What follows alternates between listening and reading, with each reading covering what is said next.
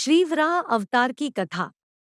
ब्रह्मा से सृष्टिक्रम प्रारंभ करने की आज्ञा पाए हुए स्वयंभुव मनु ने पृथ्वी को प्रलय के एकाणव में डूबी हुई देखकर उनसे प्रार्थना की कि आप मेरे और मेरी प्रजा के रहने के लिए पृथ्वी के उद्धार का प्रयत्न करें, जिससे मैं आपकी आज्ञा का पालन कर सकूं। ब्रह्मा जी इस विचार में पड़कर कि पृथ्वी तो रसातल में चली गई है, इसे कैसे निकाला जाए, वे सर्वशक्तिमान श्रीहरि की शरण गए। उसी समय विचारमग्न ब्रह्मा जी की नाक से अंगुष्ठ प्रमाण एक वराह बाहर निकल पड़ा और क्षण भर में पर्वताकार विशाल रूप गजेंद्र सरीखा होकर जंग करने लगा। शूकर रूप भगवान पहले तो बड़े वेग से आकाश में उछले। उनका शरीर बड़ा कठोर था, त्वचा पर कड़े कड़े बाल थे, सफेद दाढ़ें थी, उनके नेत्रों से तेज निकल रहा था, उनकी दाढ़ें भी अति कर्कश थी। फिर अपने वज्रमय पर्वत के समान कठोर कलेवर से उन्होंने जल में प्रवेश किया। बाणों के समान पैने खुरों से जल को चीरते हुए वे जल के पार पहुंचे। रसातल में समस्त जीवों की आश्रय भूता पृथ्वी को उन्होंने वहां देखा। पृथ्वी को वे दाढ़ों पर लेकर बाहर आए। जल से बाहर निकलते समय उनके मार्ग में विघ्न डालने के लिए महापराक्रमी